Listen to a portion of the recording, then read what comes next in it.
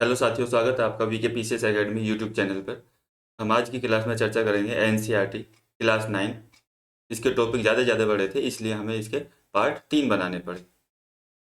तो आज हम तीसरा पार्ट इसका चर्चा डिस्कस करेंगे कि तीसरे पार्ट में कौन कौन से टॉपिक हैं। तो चलो बढ़ते हैं। इसका टॉपिक 5 है प्राकृतिक वनस्पति और वन्य प्राणी। देखते हैं क्या क्या है इसमें। भारत विश्व के प्रमुख है 12 जैव विविधता वाले देशों में से एक है।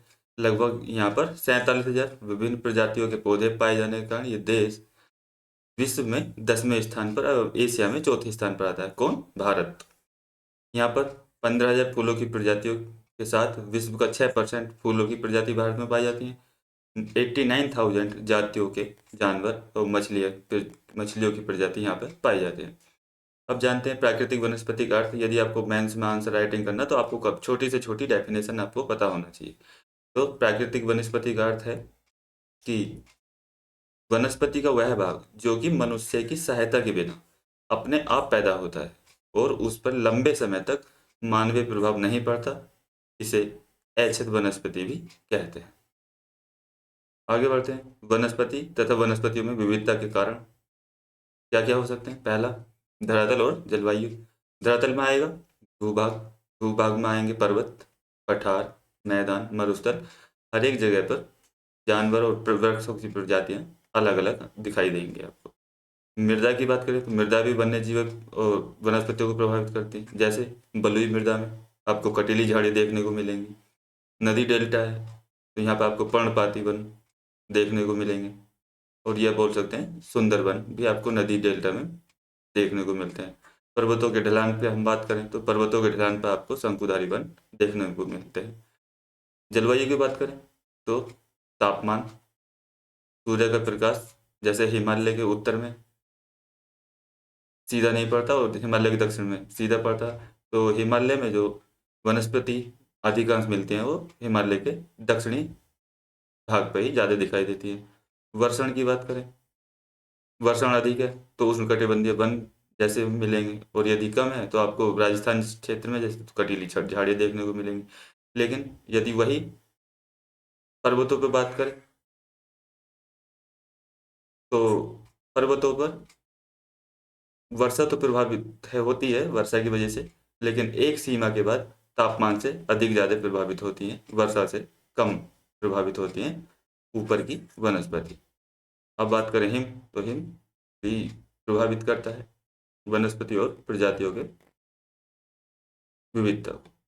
आगे बढ़ते हैं। ये पारिस्थितिकी तंत्र है, इसकी डेफिनेशन देख लो। कब छोटी से छोटी आपको डेफिनेशन आनी चाहिए आंसर राइटिंग करते हुए। तो पारिस्थितिकी तंत्र जीवित जीवों और उनके निर्जीव पर्यावरण का एक समुदाय है। इसके प्रमुख अवयव कौन कौन से हैं?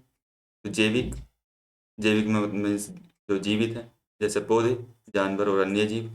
अजैविक की हम बात करें, अजैविक में आएंगे हवा, पानी, खनिज, सूर्य का प्रकाश। अब बात करते हैं वनस्पतियों के प्रकार की। उष्णकटिबंधीय सदाबहार वन, ये कहाँ कहाँ मिलते हैं? ये वन पश्चिमी घाटों के अधिक वर्षा वाले क्षेत्रों में, यानी ये हो गया आपका पश्चिमी तट और ये हो गई आपकी पहाड़ी। तो इसके पश्चिमी घाट के पश्चिम की ओर ये उष्णकटिबंधीय सदाबहार वन देखने को मिलते हैं। और बात करें तो लक्षद्वीप में भी, अंडमान निकोबार और असम के ऊपरी भाग में आपको सदाबहार वन देखने को मिलेंगे। वार्षिक वर्षा 200 सेंटीमीटर से अधिक होती है यहाँ पर। तापमान उच्च पाया जाता है। वृक्षों की ऊंचाई 60 मीटर या उससे अधिक होती है। वनस्पतियों के 4 से 5 स्तर पाए जाते हैं, जैसे यहाँ पे 4 से 5 स्तर दिखा रहा है।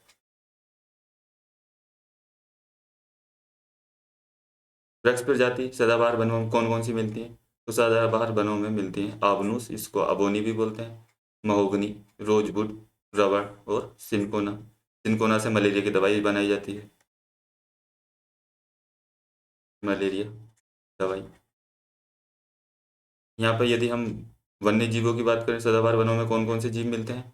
तो हाथी, बंदर, लंगूर, लेमूर, हिरण, और पूर्वोत्तर में बात असम गैंडे के लिए प्रसिद्ध है। वैसे ही मैप देख लेते हैं प्राकृतिक वनस्पतियों का। यहाँ पे दिखा रहा है कि जहाँ जहाँ पर भारी बारिश होती है, यहाँ पर ज़्यादा भारी बारिश है तो यहाँ पर सदाबहार वन है।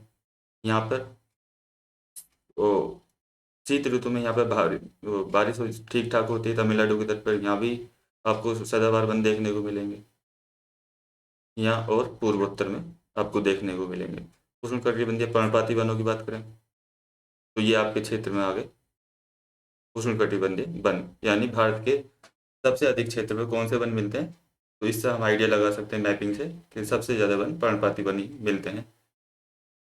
तीसरा, पर्वतीय वन आपको कहाँ देखने को मिलेंगे, यहाँ पे दिखाया नहीं है लेकिन यहाँ पे भी ये विंध्यन श्रेणी, सतपुड़ा श्रेणी और पश्चिमी घाट में भी पर्वतीय वन देखने को मिलते हैं। ऊपर हिमालय के इस भाग में, सिक्किम में, और यहाँ पे परिवर्तन पर्वतीय वन मिलते हैं। मैंग्रोव वनों की बात करें तो यहाँ पर आंध्र प्रदेश में मिलता है, यहाँ उड़ीसा में मिलते हैं, और यहाँ पर सुंदरबन के डेल्टा में पश्चिम बंगाल में मिलते हैं। उष्णकटिबंधीय कटीले वनों की बात करें तो कटीले वन ये आपका वृष्टि छाया प्रदेश आ गया पश्चिमी घाट का, यहाँ पर आपको कटीले प्रजाति मिलेंगी। और राजस्थान के एरिया में अरावली के पश्चिम में आपको कटीली झाड़ियाँ और वन देखने को मिलेंगे। यहाँ पर अंडमान निकोबार की बात करें तो यहाँ पे भी वर्षा 200-250 सेंटीमीटर से अधिक होती है। तो इन दोनों पे क्योंकि मानसून यहीं से होकर गुजरता है, इसलिए यहाँ पे भी सदाबहार वन मिलते हैं। आगे बढ़ते हैं, उष्णकटिबंधीय पर्णपाती वन। पर्णपाती वन इन्हें मानसूनी वन भी कहा जाता है। वार्षिक वर्षा कितनी होती है इन वनों में, तो 70 सेंटीमीटर से 200 सेंटीमीटर तक। वृक्ष शुष्क ग्रीष्म ऋतु में 6 से 8 सप्ताह के लिए अपनी पत्तियां गिरा देते हैं, इसलिए कि उनको पानी की कम से कम जरूरत पड़े। इन वनों का वर्गीकरण देखें तो जल की उपलब्धता के आधार पर इनका वर्गीकरण किया गया है। जैसे आर्द्र पर्णपाती वन, जहाँ पर वर्षा 200 से 200 सेंटीमीटर होती है, और शुष्क पर्णपाती वन जहाँ पर वर्षा 70 से 100 सेंटीमीटर होती है। आर्द्र पर्णपाती वनों की बात करें तो ये देश के पूर्वी भागों, हिमालय के गिरिपथ, पश्चिमी उड़ीसा, पश्चिमी घाट के पूर्वी ढाल में पाए जाते हैं। यहाँ की बात करें तो साल, सागौन, शीशम, चंदन, कुसुम, अर्जुन, सहतूत के वृक्ष देखने को मिलते हैं। शुष्क पर्णपाती की बात करें तो ये वन प्रायद्वीपीय पठार के आंतरिक भाग, यूपी बिहार के मैदानों में पाए जाते हैं। यहाँ पर वन्य जीवों की बात करें तो शुष्क पर्णपाती में सिंह, शेर, सुअर, हिरण, हाथी, वृक्ष पीपल, नीम, साल। आगे बढ़ते हैं, कटीले वन में झाड़ियाँ कहाँ मिलती हैं, जहाँ 70 सेंटीमीटर से कम बारिश होती है। ये वनस्पति देश के उत्तरी पश्चिमी भागों, यानी राजस्थान के एरिया में, गुजरात, राजस्थान, छत्तीसगढ़ में पाए जाते हैं। यहाँ पर एकेसिया प्रजाति के वृक्ष जैसे कीकर, खजूर, बबूल, खजूर, यूफोर्बिया और नागफनी देखने को मिलते हैं। इनकी जड़ें लंबी होती हैं, क्यों, ये जल की तलाश में अधिक गहराई तक चली जाती है। दूसरा, इनकी पत्तियां भी मोमी होती हैं, यानी ये पत्तियों को अपने कांटों में कन्वर्ट कर देती हैं, जिससे पानी की कम से कम क्षति हो। आगे बढ़ते हैं, पर्वतीय वन। ये वन वर्षा की अपेक्षा तापमान से अधिक प्रभावित होते हैं। मैंने ऊपर बताया था कि हाँ, वर्षा की अपेक्षा तापमान से अधिक प्रभावित होते हैं। ऊंचाई के साथ वनस्पतियों में अंतर भी देखने को मिलता है। जैसे बात करें तो यदि हम पर्वत के क्षेत्र में 1000 से 2000 मीटर की ऊंचाई पर जाएंगे तो हमें वन देखने को मिलेंगे आर्द्र शीतोष्ण कटिबंधीय वन, चौड़ी पत्ती वाले, जैसे ओक हो गया, चेस्टनट हो जैसे वृक्ष। हम पर्वतीय क्षेत्र में 1500 से 3000 मीटर की ऊंचाई पर जाएंगे तो आपको शंकुधारी वृक्ष देखने को मिलेंगे, जैसे चीड़ हो गया, इसको पाइन भी कहते हैं, देवदार हो गया, सिल्वर फर, स्प्रूस और सीडर आदि हो गए। बात उससे ऊपर बढ़ें तो 3600 मीटर से अधिक ऊंचाई पर हम जाएं तो आपको शीतोष्ण कटिबंधीय वन और घास के मैदान वृक्ष कौन से मिलेंगे, जूनिपर, पाइन, बर्च, सिल्वर पर। यानी 1000 से 2000 मीटर की ऊंचाई पर आर्द्र शीतोष्ण कटिबंधीय, 1500 से 3000 पे शंकुधारी, और 3600 से ऊपर शीतोष्ण कटिबंधीय वन मिलेंगे। और उससे अधिक ऊंचाई पे यदि आप जाओगे तो वहाँ पर मॉस, लाइकेन, लीचन घास और टुंड्रा वनस्पति यहाँ पर देखने को मिलती है। ये हिमालय में देखने को मिलती है। वन्य जीवों की बात करें तो यहाँ पर कौन से मिलेंगे, तो ये हो गए याक, हिमतेंदुआ, आइबेक्स, कश्मीरी स्टैग, ये मिरग, लाल पांडा और रेबिट, खरगोश आदि देखने को मिलता है।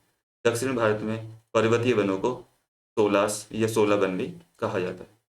अब बात करते हैं मैंग्रोव वन की। तो यह वनस्पति अभी ऊपर दिखा रहा था कि हाँ, आंध्र प्रदेश, उड़ीसा और पश्चिम बंगाल में नदियों के डेल्टा में ये मैंग्रोव वनस्पतियाँ देखने को मिलती हैं। तो ये सुंदरबन डेल्टा, उड़ीसा का तटीय क्षेत्र और आंध्र प्रदेश के तटीय क्षेत्रों में देखने को मिलते हैं। वृक्षों की बात करें तो नारियल, ताड़, केवड़ा, एंगार के वृक्ष यहाँ पे देखने को मिलते हैं। वन्य जीव की बात करें तो सुंदरबन के डेल्टा में जैसे रॉयल बंगाल टाइगर मिलता है, कछुए, उड़ीसा के तट पर कछुए आदि मिलते हैं, मगरमच्छ मिलते हैं, घड़ियाल आदि मिलते हैं। अब बात करते हैं वन्य प्राणी की। वह भारत विभिन्न प्रकार की प्राणी संपत्ति में भी धनी है। यहाँ जीवों की 89,000 प्रजाति मिलती हैं। देश में 12,000 से अधिक पक्षियों की प्रजाति मिलती हैं, जो कि विश्व का 13% भारत में ही पाया जाता है। यहाँ मछलियों की कितनी प्रजाति हैं तो 2500 प्रजाति हैं, जो विश्व का 12% केवल भारत में ही मिलती हैं। विश्व के 5 से 8% उभयचर, यानी जो जल और थल दोनों में रहते हैं, सरीसृप स्तनधारी जानवर भी भारत में पाए जाते हैं। कितना? 5 से 8% विश्व का। वन्य जीव संरक्षण संबंधी हम सरकारी पहले देख लेते हैं। यहाँ से आपको कहीं से जाने की जरूरत नहीं है, यहीं से आप क्वेश्चन यदि आता है तो। वन्य जीव संरक्षण अधिनियम कब पास किया गया? 1972 में। विभिन्न राष्ट्रीय पार्क और अभ्यारण्य बनाए गए हैं वन्य जीव संरक्षण के लिए। विशेष जीव आधारित परियोजनाएं भी चल रही हैं, जैसे शेर संरक्षण हो गया, हाथी संरक्षण हो गया, गैंडा संरक्षण हो गया, ये प्रोजेक्ट टाइगर हो गया 1973। प्रोजेक्ट टाइगर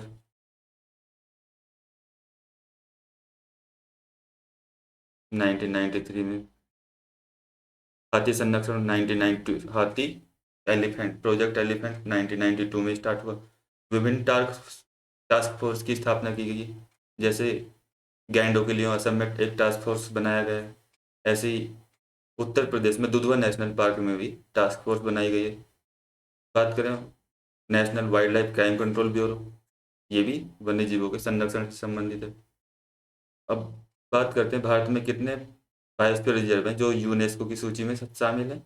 यहाँ पर 14 दिए हुए हैं, लेकिन 12 ही शामिल है। सुंदरबन कहाँ मिलता है? सुंदरबन बायोस्फीयर रिजर्व आपका पश्चिम बंगाल में है। मन्नार की खाड़ी आपका तमिलनाडु में है। नीलगिरी आपका तमिलनाडु में है। नंदा देवी आपका उत्तराखंड में है। नोकरेक आपका मेघालय में है। ग्रेट निकोबार अंडमान निकोबार में है। मानस असम में है। सिमलीपाल उड़ीसा है। दिहांग दिबांग अरुणाचल। डिब्रू सेखोवा असम। अगस्त्य ये 3 स्टेट में आता है, केरल, कर्नाटक और तमिलनाडु। कंचनजंगा आपका सिक्किम में आता है। पंचमढ़ी आपका एमपी में आता है। और अचान कमर अमरकंटक आपका छत्तीसगढ़ में आते हैं। अब प्रश्नों की देख लेते हैं। प्रश्न पहला प्रश्न है, रबड़ का संबंध किस प्रकार की वनस्पति से? तो टुंड्रा से नहीं होगा, क्योंकि टुंड्रा हिमालय या अंटार्कटिक में देखने को। मैंग्रोव नहीं होगा। हिमालय नहीं होगा, क्योंकि ये वृक्ष है आपका उष्णकटिबंधीय सदाबहार वन या वर्षा वन का। सिनकोना के वृक्ष कितनी वर्षा वाले क्षेत्रों में मिलते हैं? तो सिनकोना के वृक्ष 100 सेंटीमीटर से अधिक वर्षा वाले क्षेत्र में। सिमलीपाल बायोस्फीयर रिजर्व कहाँ है? सिमलीपाल आपका उड़ीसा में है। भारत के कौन से बायोस्फीयर रिजर्व विश्व के बायोस्फीयर रिजर्व के लिए में लिए गए हैं? भारत के कौन से बायोस्फीयर रिजर्व विश्व के जैव मंडल नीचों में से में लिए गए हैं? तो मन्नार की खाड़ी, नंदा देवी। तो सबसे पहले जो लिया गया था वो हमारा नीलगिरी लिया गया था। संक्षिप्त उत्तर बोलना लिखने को, आंसर राइटिंग स्टार्ट करना, तो आप यहाँ से मैं बोल रहा था पारिस्थितिकी तंत्र किसे कहते हैं, आपको सिर्फ 15 से 20 वर्ड में डेफिनेशन पता होनी चाहिए। भारत में पादपों एवं जीवों का वितरण किन तत्वों द्वारा निर्धारित है? अभी ऊपर विस्तृत चर्चा की गई थी। बायोस्फीयर रिजर्व या नीच में से क्या अभिप्राय है? कोई दो इसके उदाहरण दीजिए। कोई दो वन्य प्राणियों के नाम बताइए जो उष्णकटिबंधीय वर्षा एवं पर्वतीय वनस्पति में मिलते हैं। आगे बढ़ते हैं। अंतर पूछ रहा है वनस्पति जगत और प्राणी जगत, सदाबहार और पर्णपाती वन में आप लिख सकते हो। भारत में विभिन्न प्रकार की पाई जाने वाली वनस्पतियों के नाम बताइए और अधिक ऊंचाई पर पाई जाने वाली वनस्पतियों का ब्यौरा दीजिए। ये ऊपर से हो सकता है। भारत में बहुत संख्या में जीव और पादप प्रजातियां संकटग्रस्त हैं, उदाहरण से कारण दीजिए। ये आपका क्वेश्चन आसानी से हो जाएगा। आगे बढ़ते हैं। टॉपिक है जनसंख्या। इसमें हम डिस्कस करेंगे जनसंख्या का आकार एवं वितरण, दूसरा जनसंख्या वृद्धि एवं जनसंख्या परिवर्तन की प्रक्रिया, और तीसरा जनसंख्या के गुण या विशेषताएं। आगे बढ़ते हैं। मार्च 2021 तक भारत की जनसंख्या 1,02,80,00,000 थी, जो कि विश्व की कुल जनसंख्या का 16.7% थी एवं विश्व के भूभाग का 2.4% यानी 32,32.8 लाख वर्ग किलोमीटर के विशाल क्षेत्र में असमान रूप से वितरित थी। यानी हमारा भारत का जो कुल भाग है वो विश्व का 2.4% भाग है, जिसपे पूरे विश्व की कुल जनसंख्या का 16.7% बसी हुई। सबसे अधिक जनसंख्या वाले राज्यों की बात करें तो उत्तर प्रदेश है। कुल जनसंख्या यानी भारत की कुल जनसंख्या का 16% हिस्सा यहाँ निवास करता है। वहीं सिक्किम की आबादी की बात करें तो 5 लाख, और लक्षद्वीप में केवल 60,000 लोग ही निवास करते हैं। शीर्ष आबादी वाले राज्यों की बात करें तो पहले बात है यूपी, महाराष्ट्र, बिहार, पश्चिम बंगाल, आंध्र प्रदेश। ये ऐसे राज्य हैं जहाँ पर भारत की आधी आबादी इन्हीं 5 राज्यों में निवास करती है। जनगणना, यहाँ पर नीचे जनगणना की डेफिनेशन दी गई है। अब बात करते हैं घनत्व के आधार पर जनसंख्या वितरण। प्रति इकाई क्षेत्रफल में रहने वाले लोगों की संख्या को क्या कहते हैं? जनसंख्या घनत्व कहते हैं। भारत विश्व के घनी आबादी वाले देशों में से एक है। 2011 की जनगणना के अनुसार 2001 की जनगणना के अनुसार जनघनत्व कितना है? 324 व्यक्ति प्रति वर्ग किलोमीटर। आपको होमवर्क करना है तो आपको 2011 की जनगणना के अनुसार पता लगाइए कि हाँ जनसंख्या घनत्व कितना है। पश्चिम बंगाल का जनघनत्व 904 व्यक्ति प्रति वर्ग किलोमीटर है। वहीं अरुणाचल का 13 व्यक्ति प्रति वर्ग किलोमीटर। अब बात करते हैं जनसंख्या घनत्व कौन कौन से कारक प्रभावित करते हैं, जैसे पर्वतीय क्षेत्र हो गए, जलवायु अवस्थाएं हो गई, व्यावसायिक संरचना हो गई, प्राकृतिक संसाधनों की उपलब्धता हो गई। ये सभी जनसंख्या घनत्व को प्रभावित करते हैं। जैसे उत्तर के मैदान यानी गंगा का मैदान और दक्षिण में केरल, जनसंख्या घनत्व अधिक देखने को मिलता है। दूसरा, पूर्वोत्तर में असम, अधिकतर प्रायद्वीपीय राज्य, जनसंख्या घनत्व मध्यम देखने को मिलता है।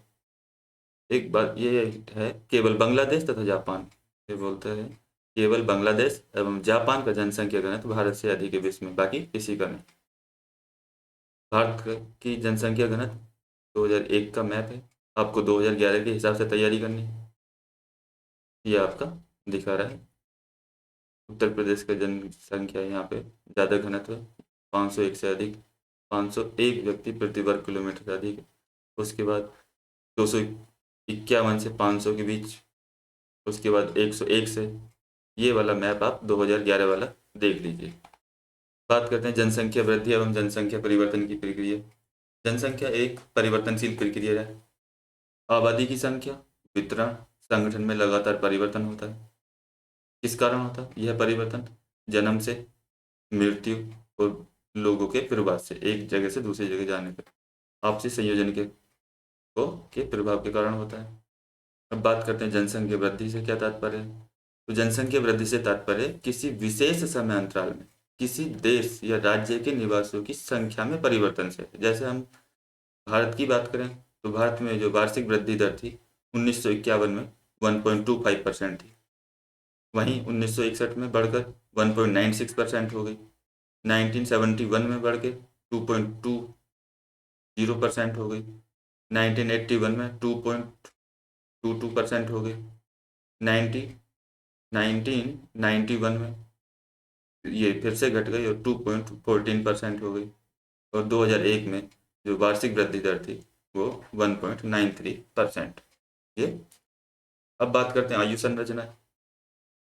किसी देश में जनसंख्या की आयु संरचना वहाँ के विभिन्न आयु समूह के लोगों की संख्या को बताता है। जैसे बच्चे 15 वर्ष से कम आयु के उत्पादनशील नहीं होते और डिपेंडेबल होते हैं। बुनियादी सुविधाएं उपलब्ध करानी पड़ती हैं बच्चों को 15 वर्ष से कम। वयस्क उत्पादनशील होते हैं, प्रजननशील होते हैं। जनसंख्या का कार्यशील वर्ग इसी को कहा जाता है 15 से 59। यहाँ से क्वेश्चन पूछ सकता है। वृद्ध जो 59 वर्ष से अधिक उम्र है, स्वैच्छिक रूप से कार्य कर सकते हैं, उत्पादनशील या अवकाश प्राप्त हो सकते हैं। आगे बढ़ते हैं।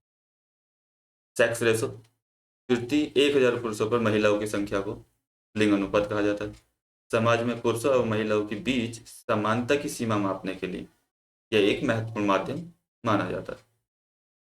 भारत का सेक्स रेशो देखते हैं तो 1951 में, जहाँ पे 1946 था, वहीं 1961 में 941 हो गया, 1971 में 930, 1981 में 934, 1991 में 929, 2001 में 933, और यहाँ पर आप बताइए कि यहाँ 2011 का सेक्स रेशो कितना है। आगे बढ़ते हैं। लिटरेसी रेट, 2001 की जनगणना के अनुसार एक व्यक्ति जिसकी आयु 7 वर्ष या उससे अधिक है, जो किसी भी भाषा को समझकर लिख या पढ़ सकता है, उसे साक्षर श्रेणी में रखा जाता है।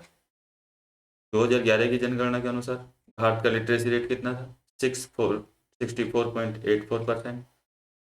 यदि पुरुषों में लिटरेसी रेट देखें तो 75.26%, और महिलाओं में बात करें तो 53.67% महिलाएं साक्षर थी। 2011 की जनगणना के अनुसार पुरुष साक्षरता, कुल साक्षरता कितनी है? आप होमवर्क कीजिए, पुरुष साक्षरता कितनी है और महिला साक्षरता कितनी है, यहाँ से आपको क्वेश्चन बन सकता है। अब बात करते हैं राष्ट्रीय जनसंख्या नीति। यहाँ पे यूपीपीसीएस मेंस में क्वेश्चन पूछा हुआ है, डायरेक्ट हिट क्वेश्चन था कि राष्ट्रीय जनसंख्या नीति 2000 की विशेषता बताइए। तो हम देखते हैं विशेषता क्या थी इसकी। इसमें था 14 वर्ष से कम आयु के बच्चों को निःशुल्क, पहला निःशुल्क शिक्षा प्रदान करना। दूसरा, शिशु मृत्यु दर को प्रति 1000 में 30 से कम करना। तीसरा, व्यापक स्तर पर टीका रोधी बीमारियों से बच्चों को छुटकारा दिलाना। चौथा, लड़कियों की शादी की उम्र को बढ़ाने के लिए प्रोत्साहित करना और परिवार नियोजन के लिए एक नीतिगत ढांचा तैयार करना। चौथा, पांचवा, बाल विवाह को रोकने के कानूनों को सुदृढ़ करना। मुख्य तथ्य देख लेते हैं इसमें क्या है। मुख्य तथ्य है किशोरावस्था, किसको कहा जाता है? 10 से 19 वर्ष के बच्चों को इस आयु वर्ग में रखा जाता है, जिन्हें हम किशोरावस्था कहते हैं। यह लाइफ एक्सपेक्टेंसी, प्रत्येक व्यक्ति की औसत आयु, जैसे इस टाइम पे भारत की लगभग 73 पॉइंट कुछ है। प्रवासन, लोगों का एक स्थान से दूसरे स्थान पर बसना। आंतरिक, आंतरिक प्रवासन का मतलब है कि एक राज्य से दूसरे राज्य, एक शहर से दूसरे शहर। और बाह्य प्रवासन से मतलब है एक देश छोड़ करके दूसरे देश में जाना। आगे देखते हैं, यहाँ पर कुछ शब्दावली दी गई, जैसे अवदाब क्या होता है। ऋतु विज्ञान या जलवायु विज्ञान में इसका अभिप्राय अपेक्षाकृत निम्न वायुदाब वाले क्षेत्रों से होता है। अवसादी शैलें पीछे पूरे टॉपिक में पढ़ाई गई। अवसादों से बनी हुई शैलें जिनमें प्रायः परतदार संरचना मिलती है, अवसादी संरचना। इसी में अवसादी शैलों में ही आपको पेट्रोलियम, लिक्विड नेचुरल गैस आदि मिलते हैं। आग्नेय शैल, ये शैलें जो मैग्मा पृथ्वी पर आता है और वो जम जाता है, तो उससे आग्नेय शैलें बनती है। आगे देखिए, आधार जनसंख्या, आश्रित अनुपात, आंतरिक अफवाह, एक ऐसा अफवाह तंत्र जिसमें नदियों का जल महासागरों में नहीं पहुंचता, वरन आंतरिक समुद्रों या झीलों में गिरता है, जैसे राजस्थान में बहने वाली नदियों में। उच्चावच, धरातल अथवा समुद्र की तलहटी पर प्राकृतिक रूपरेखा में पाए जाने वाले ऊंचाइयों के अंतर को उच्चावच कहते हैं। उपमहाद्वीप किसे कहेंगे फिर? महाद्वीप तो सब जानते हैं, एक बहुत बड़ा भूखंड जो महाद्वीप के शेष भाग से एक पृथक भौगोलिक इकाई के रूप में स्पष्टतः अलग होता है। जैसे ऑस्ट्रेलिया को बोल सकते हैं, उसको महाद्वीप भी बोलते हैं और उपमहाद्वीप भी बोला जाता है। किशोरावस्था, ऐसा व्यक्ति जो 10 से 19 वर्ष के आयु वर्ग का हो। जनसंख्या का घनत्व, जनसंख्या की वृद्धि। जन्म दर, पृथ्वी 1000 व्यक्तियों पर जन्म लेने वाले जीवित शिशुओं की संख्या। जलोढ़ मैदान, गंगा के मैदान में। जीवन प्रत्याशा, प्रत्येक व्यक्ति की औसत आयु। जीवोम क्या होता है? एक सी जलवायु दशाओं वाले, ये डायरेक्ट यहाँ से क्वेश्चन जीवोम किसे कहते हैं ऐसे क्वेश्चन पूछ लेता है। एक सी जलवायु दशाओं वाले क्षेत्रों में विभिन्न वर्गों में पाए जाने वाले पादप समूह। नवीन या युवा पर्वत, या इसको बलित पर्वत भी कहते हैं।